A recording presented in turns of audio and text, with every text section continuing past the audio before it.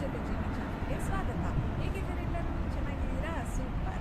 ಇವತ್ತು happy republic day ಎಲ್ಲರಿಗೂ. ಇವತ್ತು ರಿಪಬ್ಲಿಕ್ ಡೇ ಸೆಲೆಬ್ರೇಷನ್ಗೆ ನಾವು ಹೋಗ್ತಾ ಇದ್ದೀವಿ. ಸೊ ಇಲ್ಲಿ ರಿಪಬ್ಲಿಕ್ ಡೇ ಸೆಲೆಬ್ರೇಷನ್ ಅಂದರೆ ಲೈಕ್ ಇಂಡಿಯನ್ ಎಂಬಸಿ ಕಡೆಯಿಂದ ನಮಗೆ ಇಂಡಿಯನ್ ಇನ್ವಿಟೇಷನ್ ಬಂದಿದೆ ನಮ್ಮ ಹಸ್ಬೆಂಡ್ ಜೊತೆಗೆ. ಎಸ್ತೋನಿಯಾದಲ್ಲಿ ಇಂಡಿಯನ್ ಎಂಬಸಿ ಇನ್ನೂ ಇಲ್ಲ ಸದ್ಯಕ್ಕೆ. ಸೊ ಇಂಡಿಯನ್ ಅಂಬಾಸಿಡರ್ಸ್ ಇಲ್ಲಿ ಹೋಟ್ಲಲ್ಲಿದ್ದಾರೆ.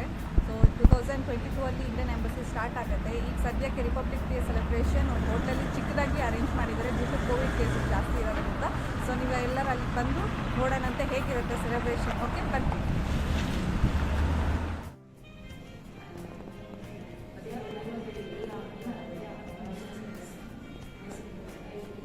ಒಳಗೆ ಹೋಗೋಣ.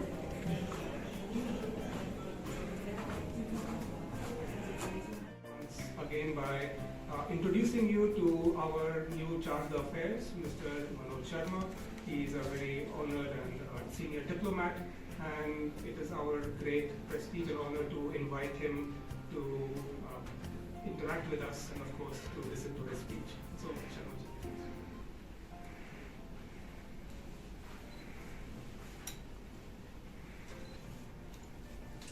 Thank you, Pawanji, and thank you everybody for joining us for Embassy of India's first event in Tallinn.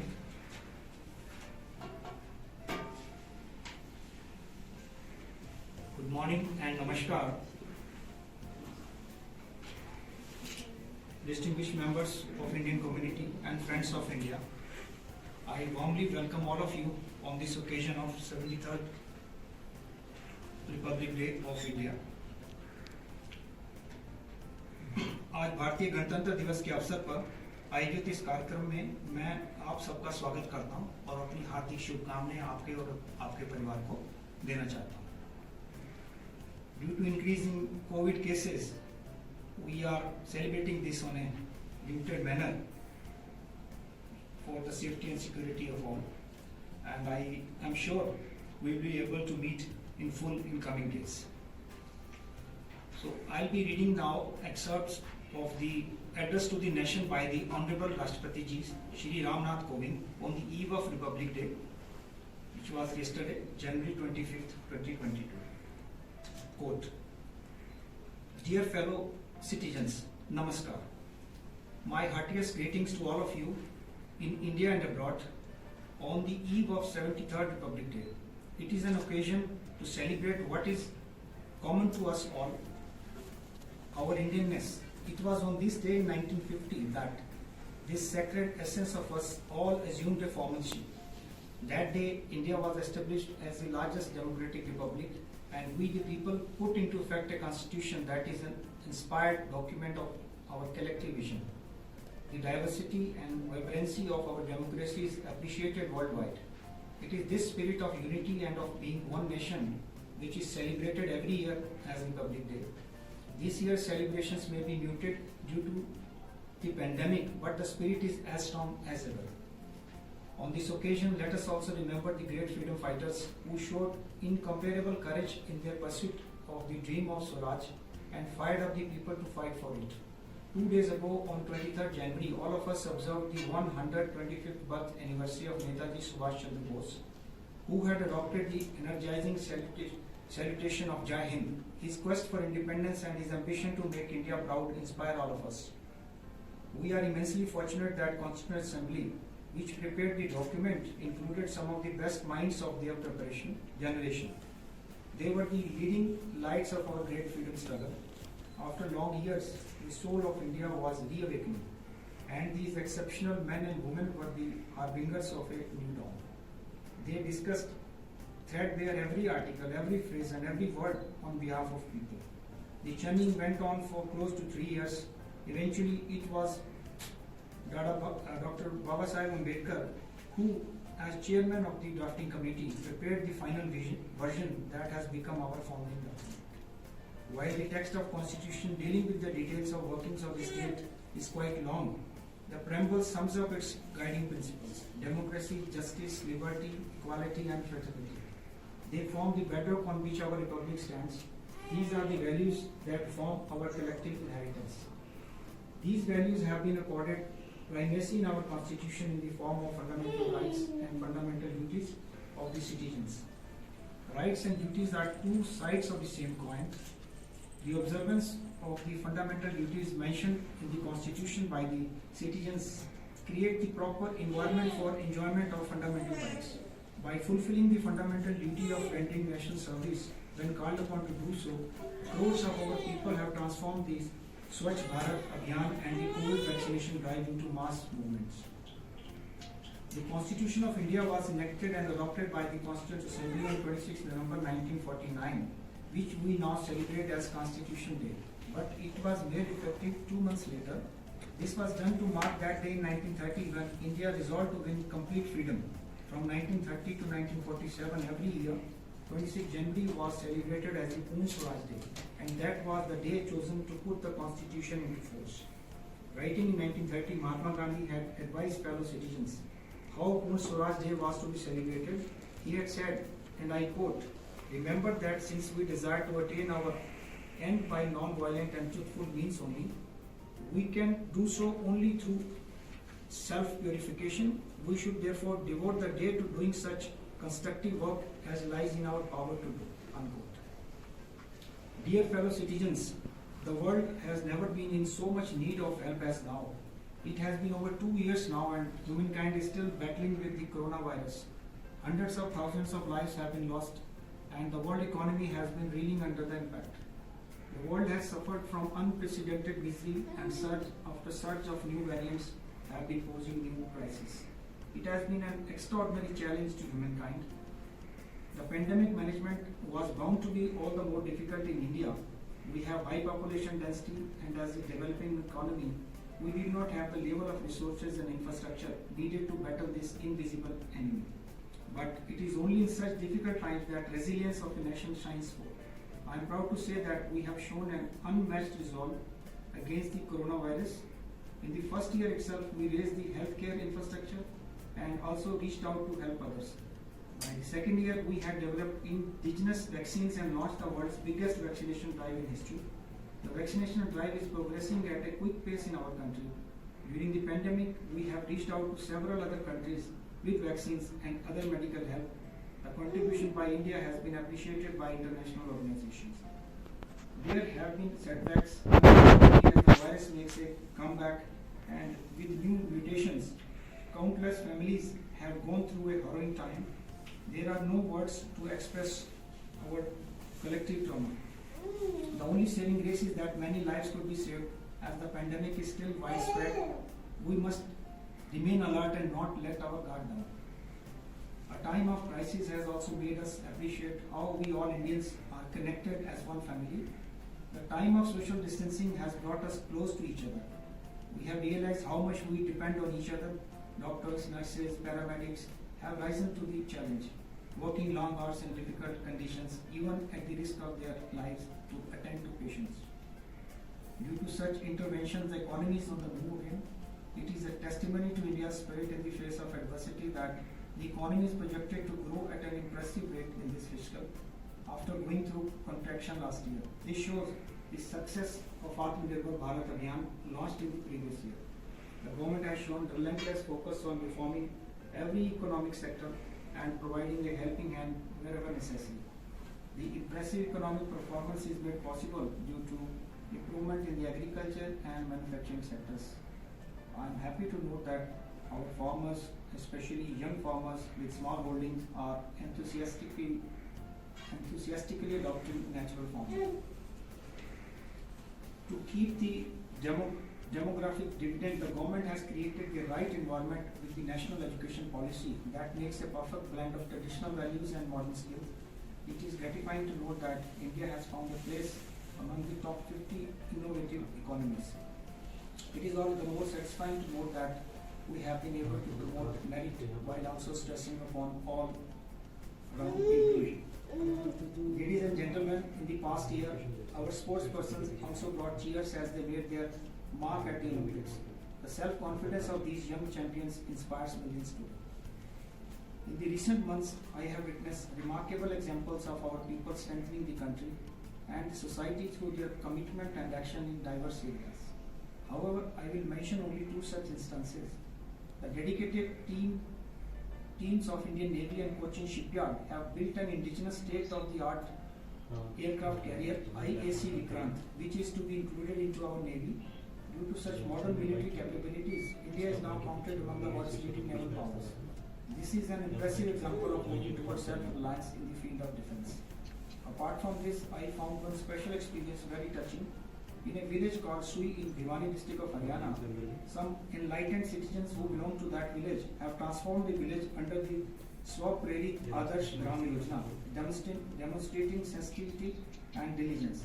This example of expressing affection and gratitude for one's village or native land is worth emulating.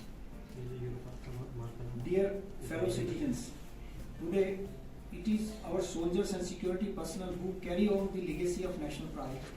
It is in the unbearable cold of the Himalayas and in the excruciating heat of the desert, far away from their families, which continue to guard the motherland. It is thanks to the constant vigil of the armed forces securing our borders and the police personnel maintaining internal security within the country that their fellow citizens enjoy a peaceful life.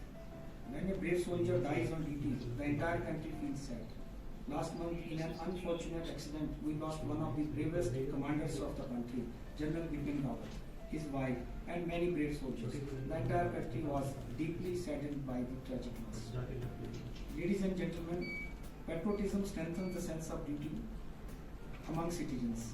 Whether you are a doctor or a lawyer or a shopkeeper or an office worker, a sanitation employee or a laborer, doing one's duty well and efficiently is the first and foremost contribution you make to the nation. As the Supreme Commander of the Armed Forces, I am glad to note that it has been a watershed year for women empowerment in the Armed Forces. Our daughters have broken a glass ceiling and permanent commission has now been allowed for women officers in the new areas. Also, the talent pipeline for the forces will be strengthened with women coming through Sainik schools and the prestigious National Defence Academy. Consequently, our armed forces will benefit from better gender balance.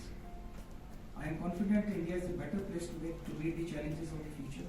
The 21st century is turning out to be the age of climate change, and India has taken a leadership position on the world stage in showing the way, especially with its bold and ambitious push for renewable energy. Dear fellow citizens, this year India will cross a milestone when it completes 75 years of independence. We are celebrating this occasion as Azadi Ka Amrit Mahotsav. It is heartening to note that our people, especially youngsters, are participating enthusiastically in a variety of events and programs organized to commemorate the landmark. It is a great opportunity for not only the next generation but all of us to reconnect with our past. Our freedom struggle was an inspiring chapter in our splendid saga. This 75th year of independence, let us rediscover the values that animated our glorious national movement. Many men and women laid down their lives for our freedom. Our freedom fighters have suffered unimaginable torture and made countless sacrifices for us to enjoy the festivals of Independence Day and Republic Day. Let us gratefully recall their immortal sacrifices on the occasion of Republic Day. प्यारे देशवासियों, हमारी सभ्यता प्राचीन है परंतु हमारा यह गणतंत्र नवीन है। राष्ट्र निर्माण हमारे लिए निरंतर चलने वाला एक अभियान है। जैसा एक परिवार में होता है वैसे ही एक राष्ट्र में भी होता है कि एक पीढ़ी अगली पीढ़ी का बेहतर भविष्य सुनिश्चित करने के लिए कड़ी मेहनत करती है। जब हमने आज़ादी हासिल की थी उस समय तक औपनिवेशिक शासन के शोषण से हमें घोर गरीबी की स्थिति में डाल दिया गया था, लेकिन उसके बाद के 75 वर्षों में हमने प्रभावशाली प्रगति की है। अब युवा पीढ़ी के स्वागत में अवसरों के नए द्वार खुल रहे हैं। हमारे युवाओं ने इन अवसरों का लाभ उठाते हुए सफलता के नए प्रतिमान स्थापित किए। मुझे विश्वास है कि इसी ऊर्जा, आत्मविश्वास और उद्यमशीलता के साथ हमारा देश प्रगति के पथ पर आगे बढ़ता रहेगा तथा अपनी क्षमताओं के अनुरूप विश्व समुदाय में अपना अग्रणी स्थान प्राप्त करेगा। I once again wish all of you a happy Republic Day. Thank you. Jai Hind. I thank you all for joining Embassy of India Tallinn's first event, or it's a big event. Republic Day event is always a big event, and I thank you very much that all of you spared your time and joined us for this function. So now I request all of you, please join for the refreshments. Thank you very much. And happy Republic Day. Thank you. Thank you. This successful. Otherwise, I am alone, can't do. I am the lone person here. So we are there somewhere. Nice to see a lot of people here. Though due to COVID time, there are most of things are going online, but still, a lot of people are here. Please join.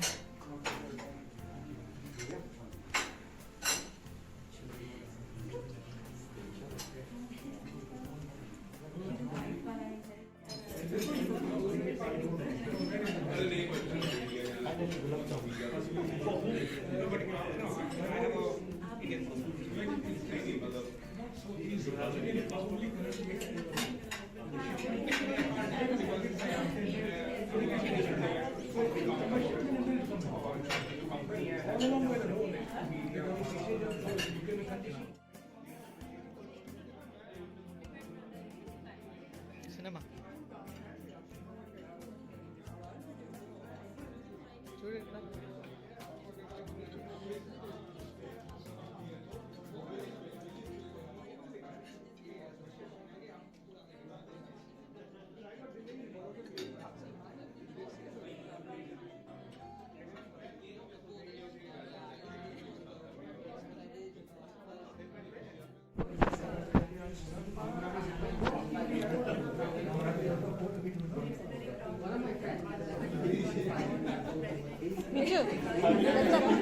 వెళ్తారా